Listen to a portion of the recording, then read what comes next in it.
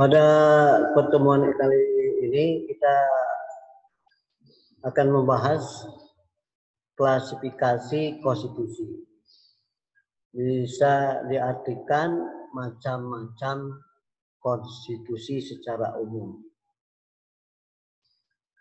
Macam-macam konstitusi ini ada 5 macam. Yang pertama, konstitusi tertulis dan konstitusi tidak tertulis. Written constitution and no written constitution. Hukum konstitusi atau konstitusi tertulis itu konstitusi yang ada tulisannya tertera di konstitusi tersebut. Ada tertulis di Undang-Undang Dasar. Coba kita lihat Undang-Undang Dasar 45 itu ada tulisannya mulai dari pembukaan pasal-pasal dan termasuk penjelasan, ada tulisannya. Hukum, makanya hukum dasar yang tertulis. Kemudian ada konstitusi yang tidak tertulis. Ada konstitusi tersebut di dalam suatu negara, hanya merupakan dokumen-dokumen formal saja, tidak tertulis. Seperti hukum adat, kan itu juga tidak tertulis, tapi ada aturan-aturan tersebut. Contoh negara yang konstitusinya tidak tertulis seperti Inggris, New Zealand, kemudian Kanada. Ya. Ya, kemudian yang kedua, konstitusi fleksibel dan konstitusi rigid. Konstitusi fleksibel adalah konstitusi yang fleksibel, yang dinamis, ya, bisa menyesuaikan perkembangan zaman, up to date. Walaupun konstitusi isinya, pasal-pasalnya pendek atau sedikit, termasuk Undang-Undang Dasar 45 itu sedikit sekali kalau dibandingkan dengan Undang-Undang Dasar atau konstitusi negara lain, pasalnya banyak. Ya, walaupun sedikit, tapi fleksibel dan dinamis, bisa up to date sesuai dengan perkembangan zaman, menjawab perkembangan zaman dan tantangan zaman. Kemudian konstitusi rigid, artinya rigid itu bahasa Inggris, ya, konstitusi yang kaku atau sulit. Harus bisa menjelaskan konstitusi rigid secara luas, yaitu konstitusi yang pembentukannya dan perubahannya jika mau diamandemen ini dengan persyaratan-persyaratan tertentu seperti konstitusi atau Undang-Undang Dasar 45,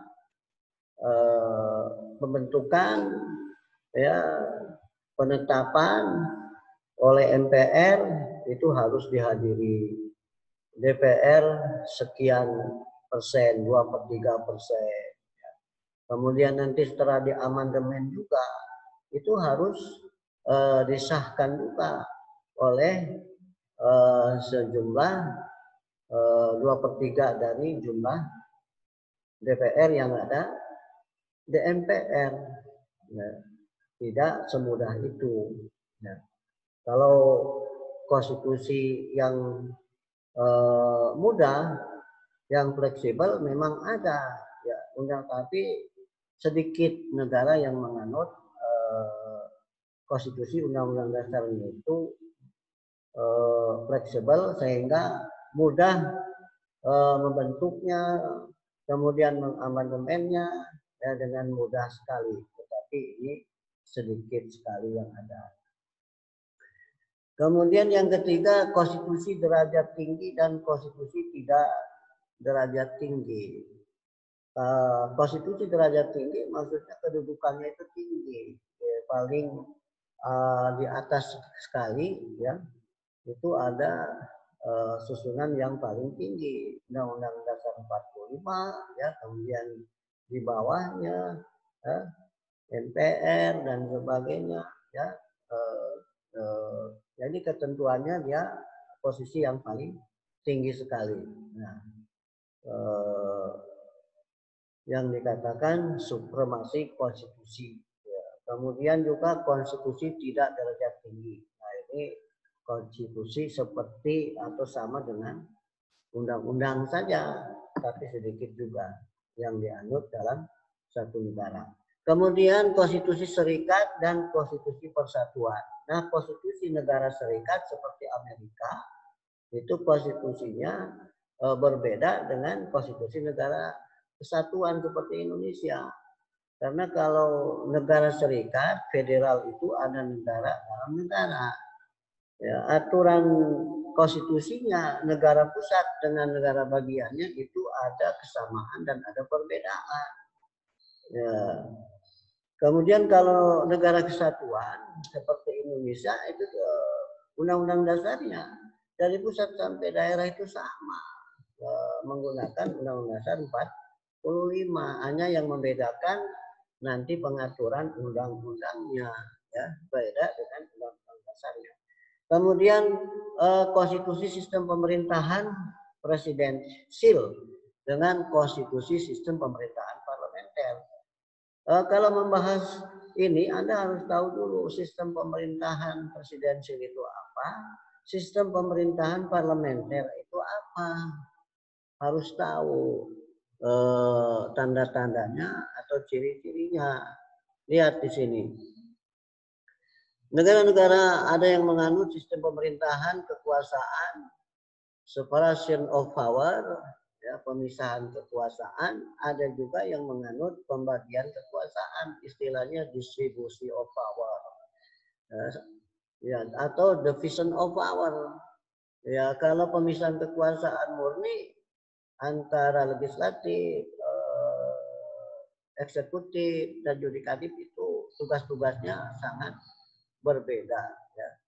Ya, tidak campur baur. Tetapi kalau negara yang menganut pembagian kekuasaan seperti Indonesia, antara eksekutif dan legislatif itu masih satu tim kerja, ya.